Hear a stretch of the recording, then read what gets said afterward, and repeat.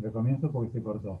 Estaba contando la explicación del modelo agroexportador y lo que sería la División Internacional del Trabajo hacia fines del siglo XIX, en el cual Gran Bretaña tiene las industrias y entonces todas las materias primas del mundo llegan hacia el centro del planeta, o sea, hacia el centro de Europa. En Europa se procesan como bienes de distinto tipo, ¿no? Industrializados, y vuelven a exportarse hacia las áreas periféricas. De eso, en eso estamos. Así que voy a compartirles otra vez la pantalla para,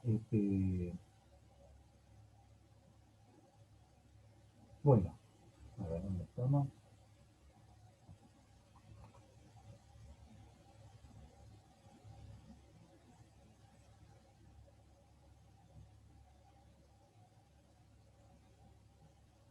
Estábamos acá.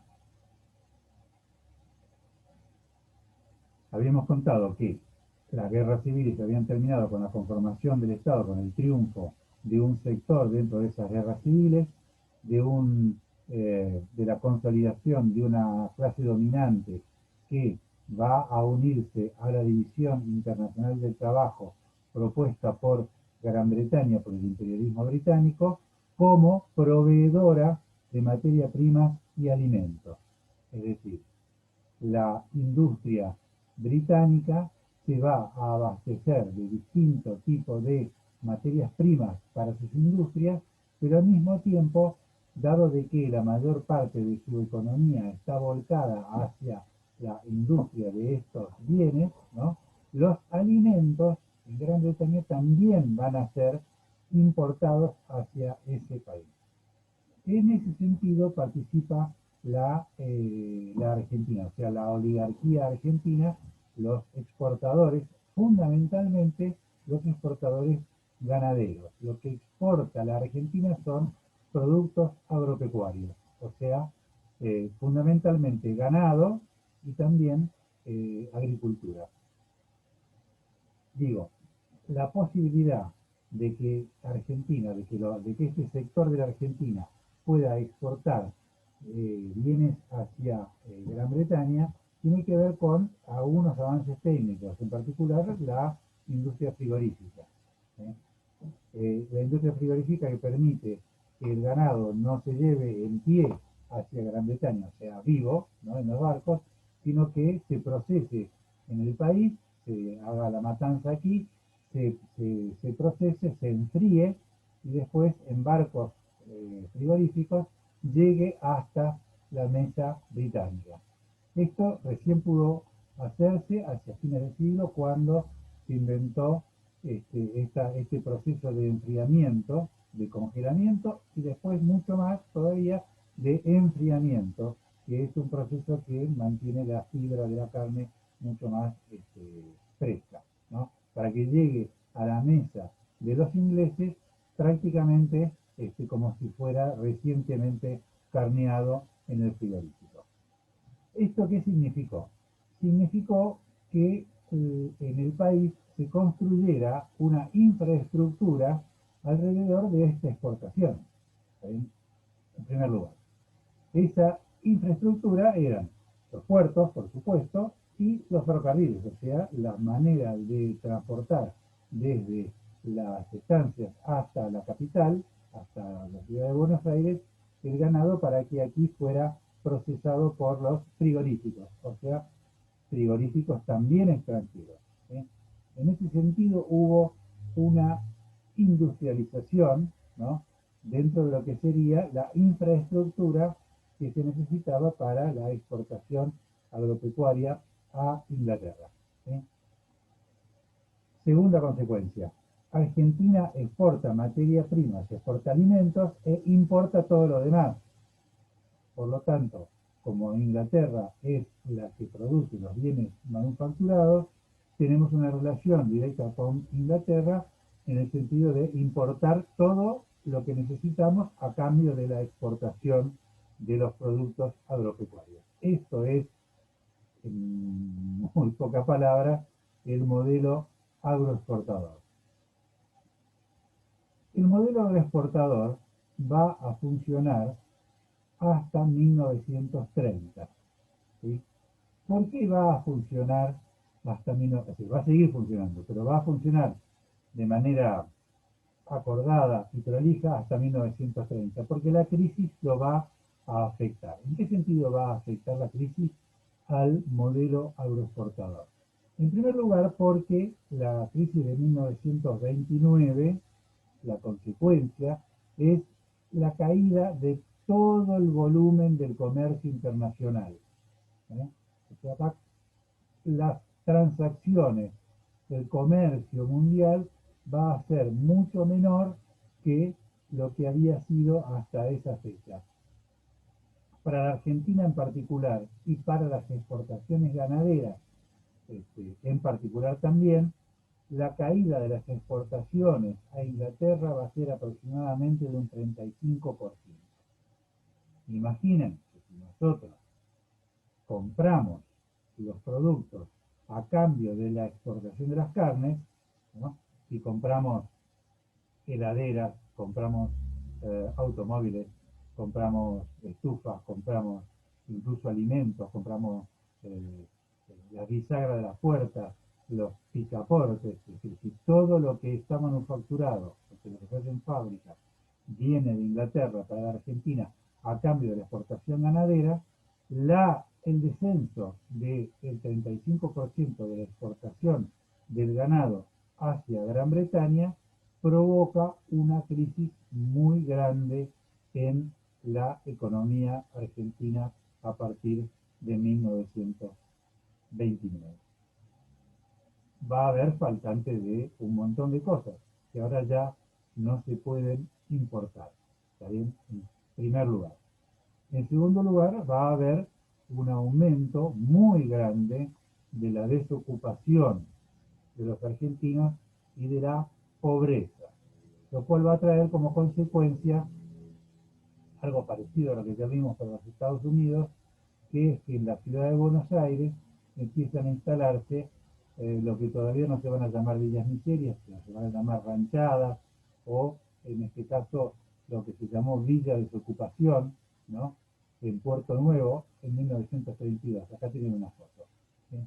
Se calcula para 1932 que había 87.223 desocupados en la ciudad de Buenos Aires sobre un total de 333.997 personas sin trabajo en todo el país. Si lo que desciende es la exportación agropecuaria, donde va a haber más cantidad de parados y más cantidad de desocupados y de personas que han perdido su empleo desesperadas por conseguir otro, va a ser en algunas áreas rurales de Argentina, ¿sí?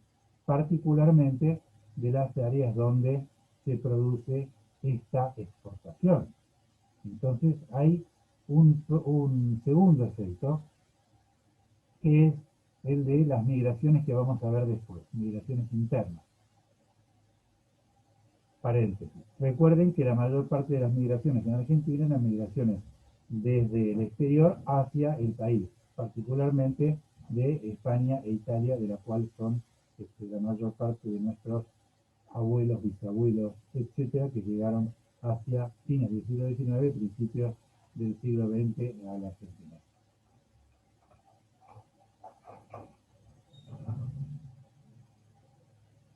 Pero la Argentina no es parte del Imperio Británico.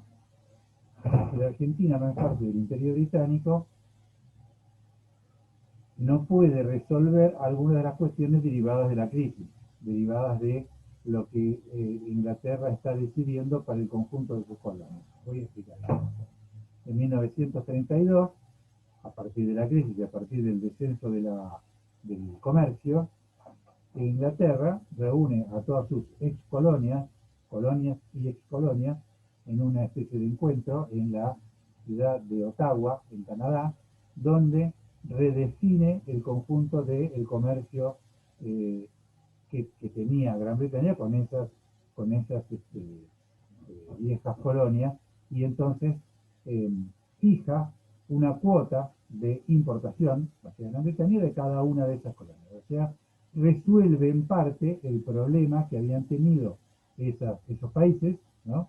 al partir del descenso del comercio internacional. Inglaterra redefine los pactos, los acuerdos bilaterales que tiene con cada uno de esos países que habían sido colonias. Pero la Argentina no es colonia, no ha sido una colonia formal de Gran Bretaña, más allá de que lo haya sido de manera informal. Entonces, los sectores concentrados de la ganadería, aquellos que se radican fundamentalmente en la pampa húmeda, ¿no? Fundamentalmente en la provincia de Buenos Aires, son aquellos que se sienten mayormente afectados y entonces mandan una misión, que es con el gobierno fraudulento de general Justo, hacia Gran Bretaña para pactar, para resolver con, con el gobierno inglés aquello que ya había resuelto el gobierno inglés con el resto de las colonias. Esto es lograr que la Argentina tenga una cuota de exportación de productos ganaderos hacia Gran Bretaña similar a la que han pactado las colonias inglesas o las ex colonias. De ello surge lo que se llamó el Tratado Roca-Runciman, que fue firmado por el vicepresidente Julio Roca, que era el hijo de Roca conquistador, entre comillas conquistador, del desierto, del padre del genocida Roca, que es el enviado hacia Inglaterra para pactar este tratado, ¿no?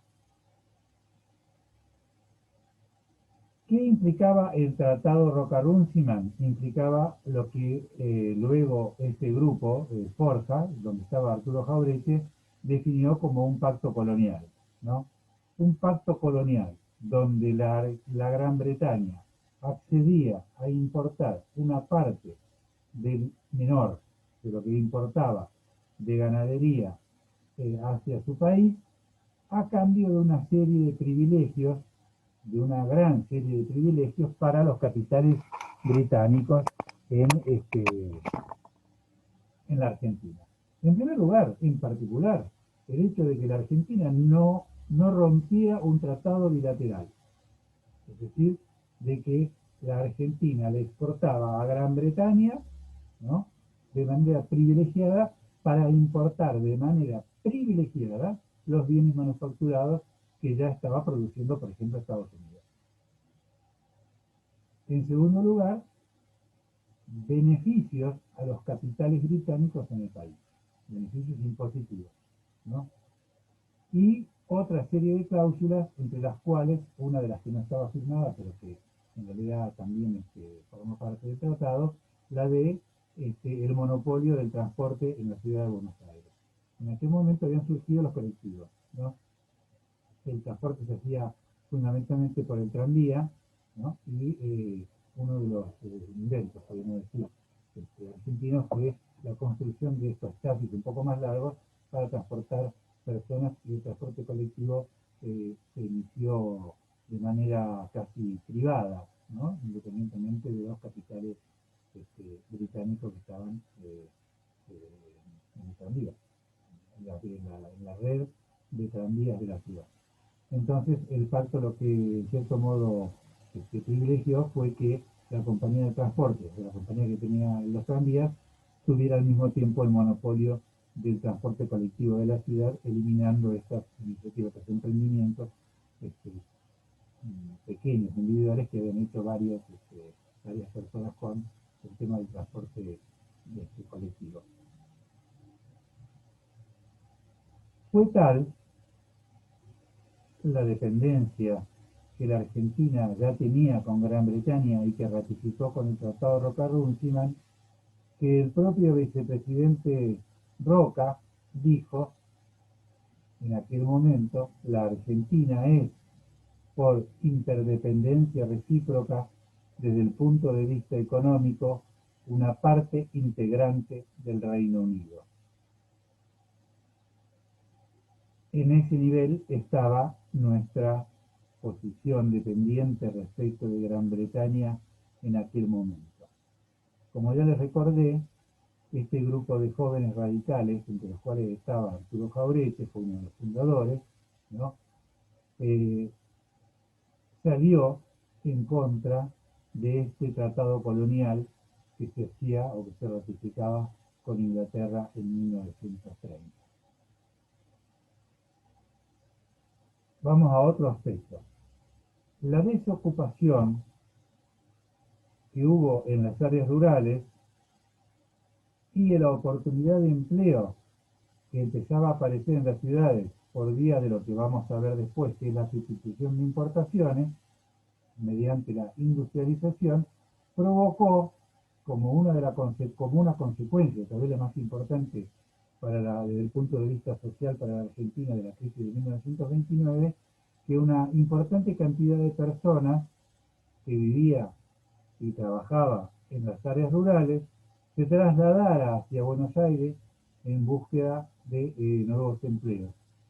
Se decía que Buenos Aires tenía oportunidades dado que estaba creciendo las fábricas en la ciudad y entonces los trabajadores rurales abandonaron sus ocupaciones y se trasladaron hacia Buenos Aires para conseguir empleo precario, empleo bastante complejo, de explotación en las fábricas de la ciudad. Se calcula que en las décadas de 1930 y 1940 aproximadamente 800.000 personas de una población aproximada de 15 millones, ¿no?, que vivían en la Argentina en aquella época, o sea, 800.000 personas abandonaron sus hogares y se trasladaron a Buenos Aires en busca de trabajo. Piénsenlo desde este punto de vista. Cuando alguien decide abandonar su lugar de nacimiento, el trabajo que tiene, abandonar su casa, tomar todas sus pertenencias, ¿no?, arrastrar a los hijos para mudarse, es por desesperación, porque tiene mucha plata o por desesperación, en este caso por desesperación. No había trabajo, la gente se estaba muriendo de hambre, al punto de que decidieron abandonar sus lugares de nacimiento, sus lugares de origen, para venirse a la ciudad. Y venirse a la ciudad para colocarse, para vivir en lugares muy precarios, como la villa de ocupación, como esas ranchadas que vimos que se instalaban en el puerto, ¿no?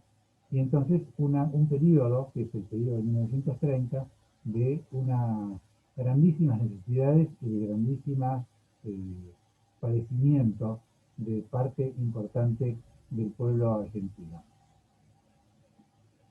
Expliquemos por qué en la ciudad había un aumento del trabajo, por lo que las personas se trasladaban desde el interior hacia la capital. La caída de las exportaciones, que ya vimos que había sido más o menos en el 35%, ¿no es cierto?, implicaba al mismo tiempo, como dijimos, como estábamos atados a la relación de dependencia con Gran Bretaña, una caída de las importaciones fundamentalmente de bienes manufacturados, porque la Argentina dependía de las importaciones de Gran Bretaña por justamente su relación de dependencia. La falta de ciertos productos, ¿no?, justamente por esa imposibilidad de importarlos ahora desde Gran Bretaña, impulsó la industrialización en el país. Pero ¿qué tipo de industrialización se dio en la década del 30? O sea, ¿qué tipo de productos fueron sustituidos, ¿no? ¿Qué tipo de productos industriales empezaron a hacerse en la República Argentina? Fundamentalmente, aquello que Gran Bretaña ya hacía desde el siglo XIX, o sea, textiles, ¿no?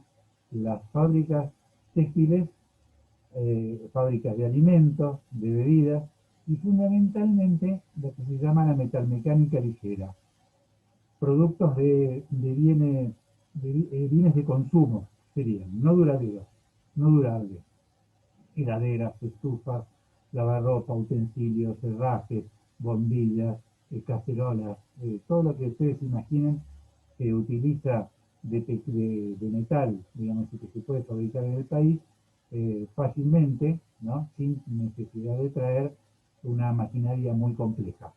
Y fundamentalmente textiles. Eso fue lo que se sustituyó en la década del 30. Pero esta industrialización fue tan importante que hacia fines de la década, en 1939 aproximadamente, el Producto Bruto de la industria ya era igual al Producto Bruto generado por la agricultura.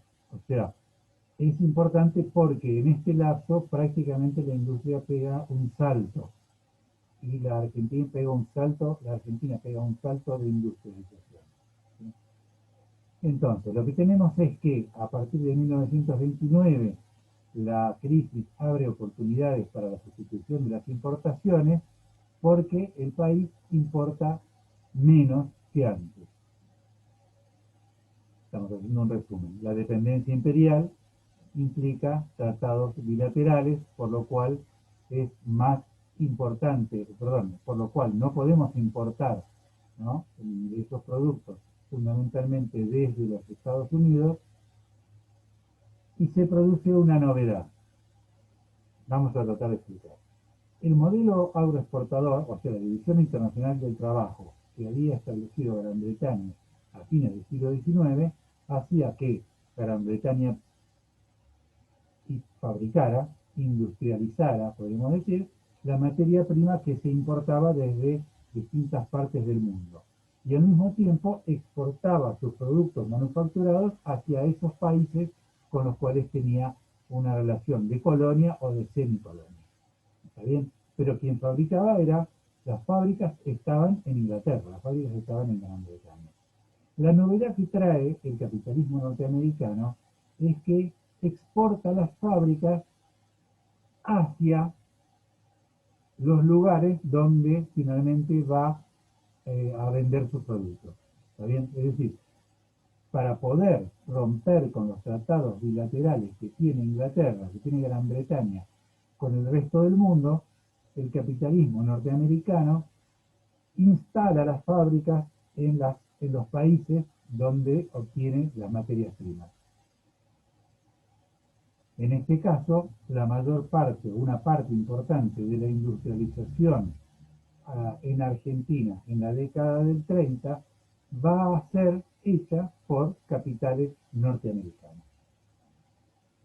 Entonces, a pesar de que el modelo que ustedes ven aquí en la foto es el de Siam, ¿no?, que es una empresa radicada en el país con capitales nacionales, sean Vitela,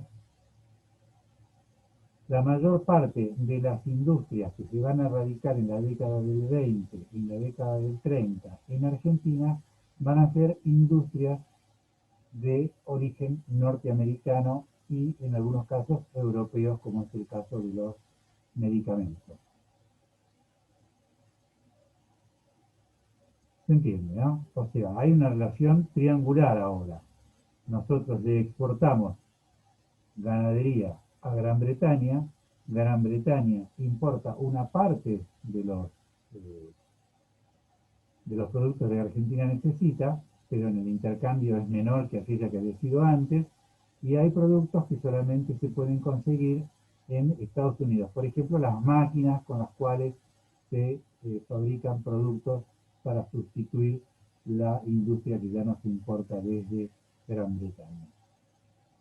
Y al mismo tiempo, síntesis, a fines de 1930, la industria tiene ya la misma cantidad de productos que la ganadería en el país.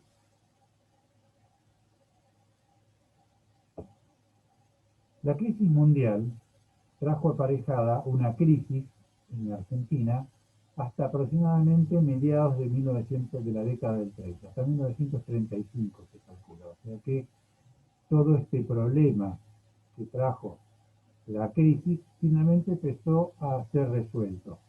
Y la Argentina, en cierto modo, restableció su relación bilateral con Gran Bretaña hacia mediados de la década.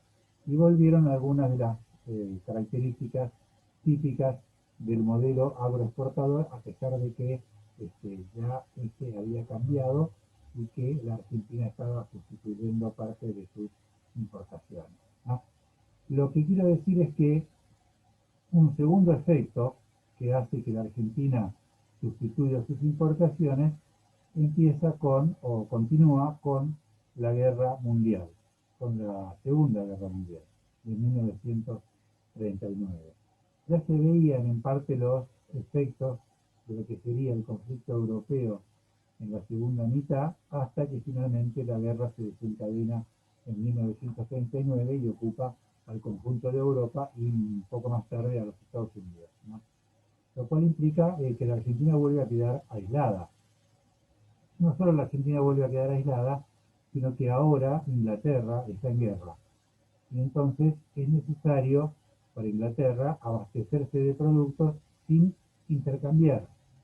Por lo tanto, ahora sí, para la Argentina resulta muy necesario reemplazar los productos que antes venían de Inglaterra, porque Inglaterra está en guerra y usa toda la industria para proveerse para en situación de guerra, en situación de la guerra mundial.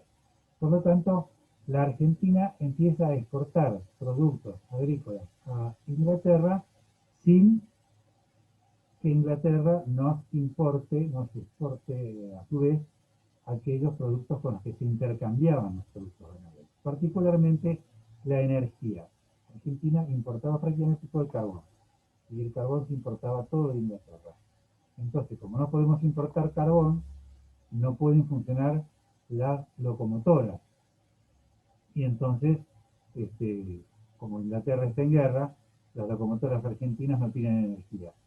Entonces, toda una cosecha de maíz a fines de 1900, a principios de la década de 40, se destina a poder ser quemada en los ferrocarriles para poder seguir funcionando. Lo compra el Estado, para seguir funcionando.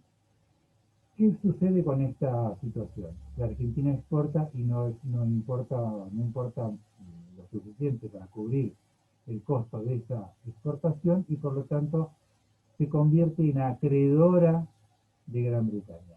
Inglaterra nos debe plata, por primera vez en la historia. Inglaterra nos debe dinero, le debe dinero a la Argentina.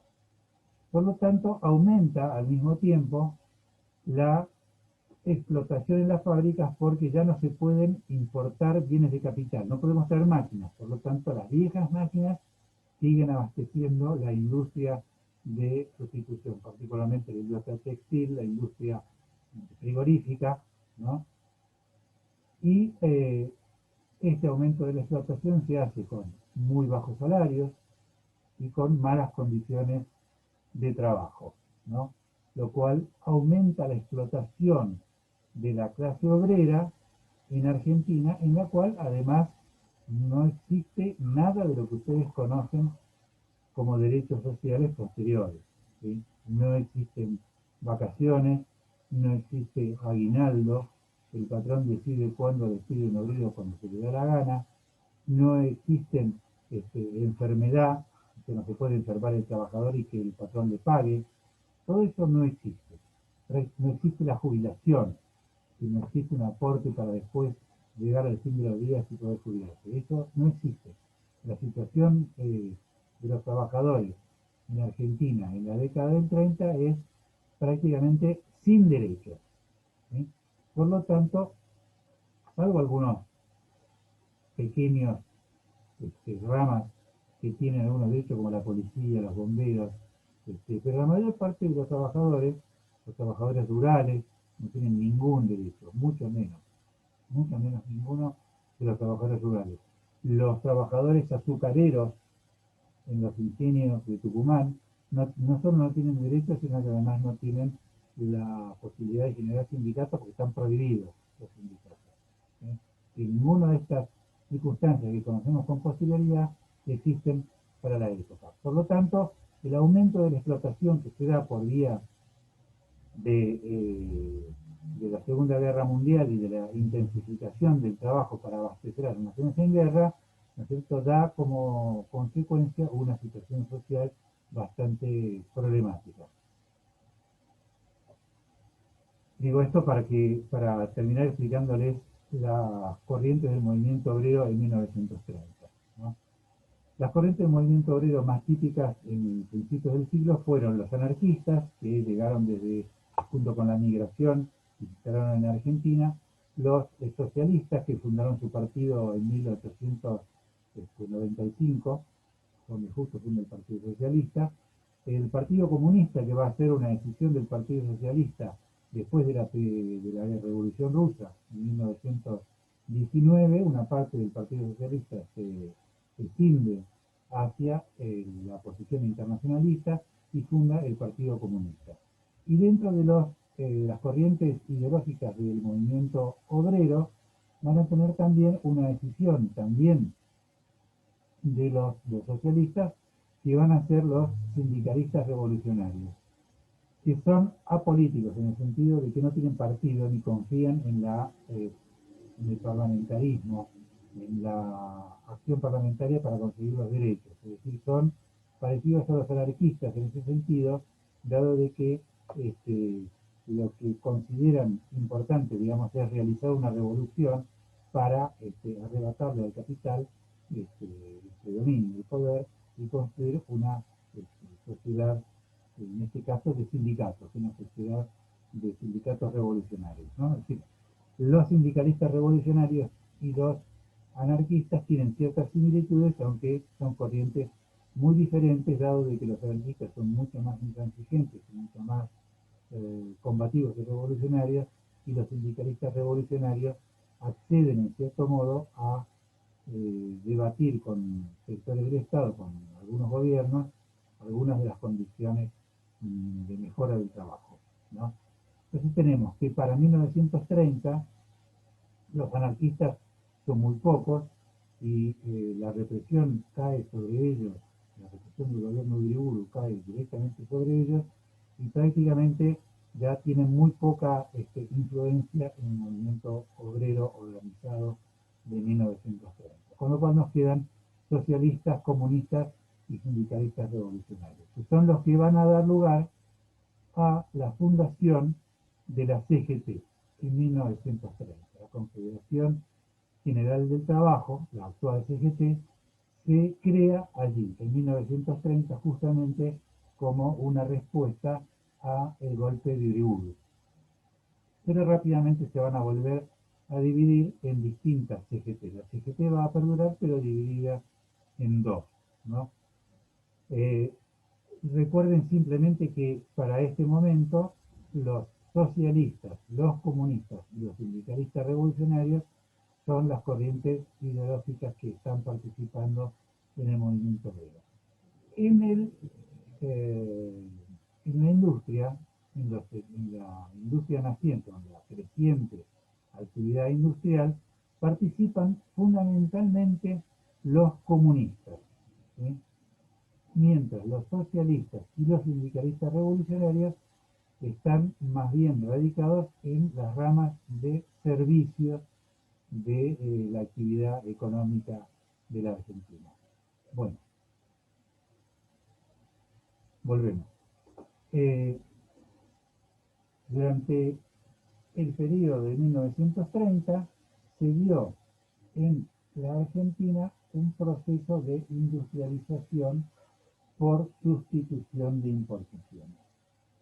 Es decir, mediante industria radicada en el país, tanto Argentina, de capitales nacionales, como de capitales extranjeros, empezaron a ser sustituidos aquellos productos que se importaban fundamentalmente de la relación de dependencia entre Argentina y Gran Bretaña.